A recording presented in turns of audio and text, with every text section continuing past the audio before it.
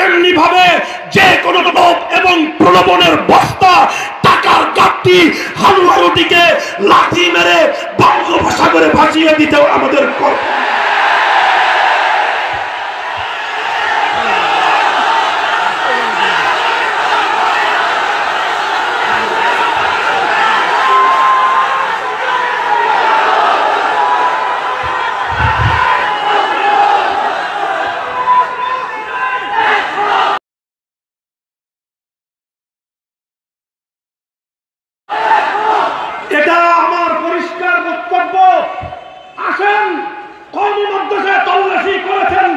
ভবিষ্যতে আপনারা করবেন আমরা জানি। আমি ওয়েলকাম জানাই, আসুন আমার কওমি মাদ্রাসার অঙ্গনে, আসুন আমার কওমির প্রাঙ্গণে তল্লাশি করবেন, করেন। দেশের জনগণকে বলবো নজরদারি করবেন, আমরা আহ্বান করি কওমি মাদ্রাসায় নজরদারি করবেন।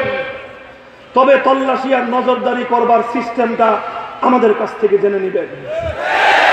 কিভাবে কওমি মাদ্রাসায় নজরদারি করবেন, কিভাবে কওমি মাদ্রাসার সত্যিকার পরিচয় জানবেন, কিভাবে কওমি মাদ্রাসার হাকিকত বুঝবেন। কওমি মাদ্রাসাকে বুঝতে হলে সর্বপ্রথম আপনাকে আসতে হবে রাতের শেষ প্রহরে। রাতের শেষ প্রহরে আসতে হবে। রাত 3টা পর্যন্ত ইন্ডিয়ান নর্তকীর নাচ দেখবেন, 4টা পর্যন্ত মদ খেয়ে মাতাল হয়ে থাকবেন। আপনার কওমি মাদ্রাসার যাচাই করা সম্ভব নয়। আপনাকে রাতের শেষ প্রহরে কওমি মাদ্রাসায় আসতে হবে। আর আসবার আগে আমার কথাটা মনে রাখবেন, উজু করে আসবেন। উজু করে আসবেন, যেই হন না কেন। এটা কোরআনের প্রতিষ্ঠান। কওমি মাদ্রাসাগুলো হলো পবিত্র কোরআনের শিক্ষাগার। উজু করে আসবার চেষ্টা করবেন। এরপর এসে কি করবেন, আমার কওমি মাদ্রাসার প্রত্যেকটা কামরায় কামরায় যাবেন।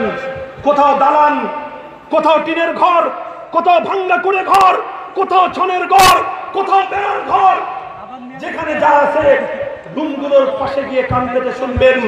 কোন মাদ্রাসায় 8,000-এর মতো 5,000 ছাত্র, কোথাও 3,000, কোথাও 2,000, কোথাও 1,000, কোথাও 500, কোথাও 200-400 ছাত্র আছে। 50 জন, 100 জন, 200 জন শিক্ষক আছে। প্রত্যেকটা কামরায় কামরায় গিয়ে কান পেতে শুনবেন। কি শুনবেন? জঙ্গিবাদী ট্রেনিং হয় কিনা। হারামখোরের দল, আমাদের জঙ্গিবাদের ট্রেনিং লাগে না। আমরা বড়বাজি করে দিন কায়েম করতে শিখি নাই। আমরা দিন কিভাবে কায়েম করতে হয়, সিলাহুল মুমিনিন দুআ আমাদের হাতিয়ার। আমরা রাতের শেষ প্রহরে আরশের মালিকের কাছ থেকে চেয়ে নেই। কাজেই কান পেতে কি শুনবি? কান পেতে শুনবে মাদ্রাসাগুলোতে ছাত্র শিক্ষকরা তাহাজ্জুদের নামাজ পড়ে কিনা। যদি 500 ছাত্রের মধ্যে 5টা ছাত্র তাহাজ্জুদের নামাজ পড়তে না দেখো, যদি 50 জন শিক্ষকের মধ্যে 5 জন শিক্ষক শেষ রাতে ঘুম থেকে উঠে তাহাজ্জুদের জায়নামাজে দাঁড়িয়েছে এমন না পাও, দেন সাইকুল হাদিসের সন্তান আল্লামা আহমদ শফির আদর্শের সৈনিক হিসেবে মামুনুল হক আজ আলামিন সংস্থার মঞ্চ থেকে বলে গেলাম, যেই মাদ্রাসায় 1000 ছাত্রের মধ্যে একজন তাহাজ্জুদ গুজার নাই, শত ওস্তাদের মধ্যে একজন তাহাজ্জুদ গুজার নাই, সেটা দেওবন্দি মাদ্রাসা নয়, ও মাদ্রাসা তালাবদ্ধ করে দাও। যদি পাও যে কিছু লোক তাহাজ্জুদ পড়ে, তাহলে এবার ওই মাদ্রাসাকে কওমি হিসাবে 50 মার্ক দিবা, 50 মার্ক। এখন এটা পূর্ণ কওমি মাদ্রাসা হয় নাই, এখনো পূর্ণ কওমি মাদ্রাসা হয় নাই। শুধু তাহাজ্জুদের দ্বারা কওমি মাদ্রাসা পূর্ণাঙ্গ হয় না। কত নম্বর পায়? 50 পায়। বাকি 50 নিয়ে বসে থাকবা, বাকি 50 নিয়ে অপেক্ষায় থাকবা।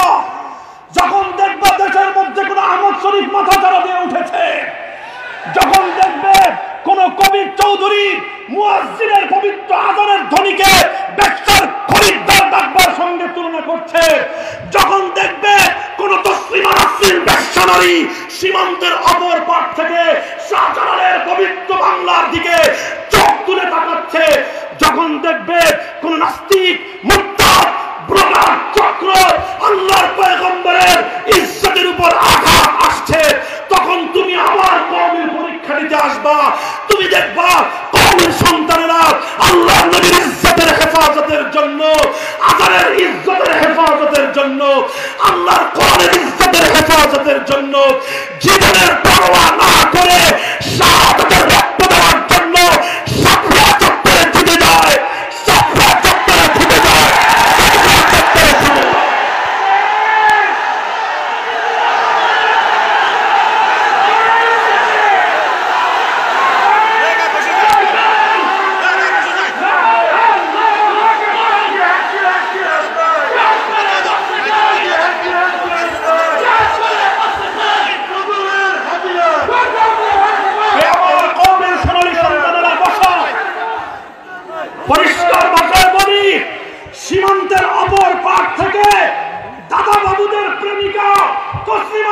হাজরিন, সে ওখান থেকে আমাদেরকে সার্কুলার পাঠায়, বলে যে কওমি জঙ্গিদের হাত থেকে তার প্রেমিকা তার ভাসুরকে নাকি হেফাজত করতে হবে।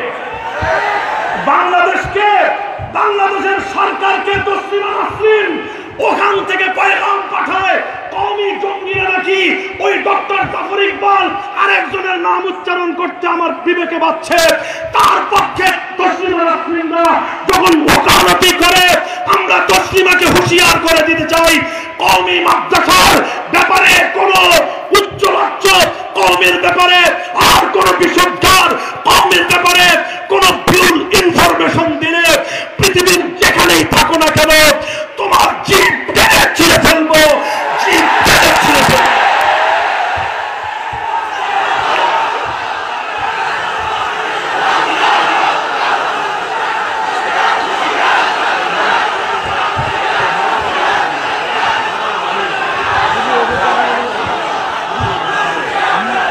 মুহতারাম হাজিরিন, কওমি মাদ্রাসা কি জিনিস বুঝেন? কওমি মাদ্রাসা এমন এক শিক্ষা প্রতিষ্ঠানের নাম যারা শুধুমাত্র পাঠ্য পুস্তক পড়ায় দিয়ে ছাত্রদেরকে বাড়িতে পাঠিয়ে দেয় না। কওমি মাদ্রাসা শুধুমাত্র বই পড়ায় দিয়ে ব্রিটিশ প্রজন্ম করতে চায় না। কওমি মাদ্রাসা সেই সন্তান করতে চায় যারা একদিকে রাতের বেলায় তাহাজ্জুদ পড়বে, আরেকদিকে দিনের বেলায় দেশ, জাতি এবং মিল্লাতের হেফাজতের জন্য সর্বোচ্চ ত্যাগ আর কোরবানি দিতে প্রস্তুত থাকবে। কাজেই যারা স্বীকৃতি দিয়েছেন, যারা স্বীকৃতি দেওয়ার প্রতিশ্রুতি দিয়েছেন, আমাদের মাদ্রাসাগুলোকে ভালো করে বুঝে নিন। আমাদের বুঝের সঙ্গে বুঝ পড়ে কিনা চিন্তা করে দেখেন। আবার বলবো, আবার পুনর্বিবেচনা করেন। আমরা আমাদের জায়গা থেকে এক চুল পরিমাণ নড়তে পারবো না। আমরা দুনিয়ার কাউকে রাজি আর খুশি করবার জন্য আমাদের রাতের বেলার তাহাজ্জুদের আমল বাদ দিতে পারবো না।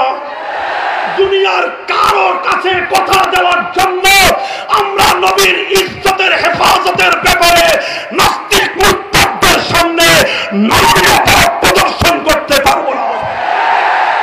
পরিষ্কার আমাদের ঘোষণা, যেই শাহাদাতের তামান্নার চেতনা নিয়ে দারুল উলুম দেওবন্দ গঠিত হয়েছিল, সেই চেতনা থেকে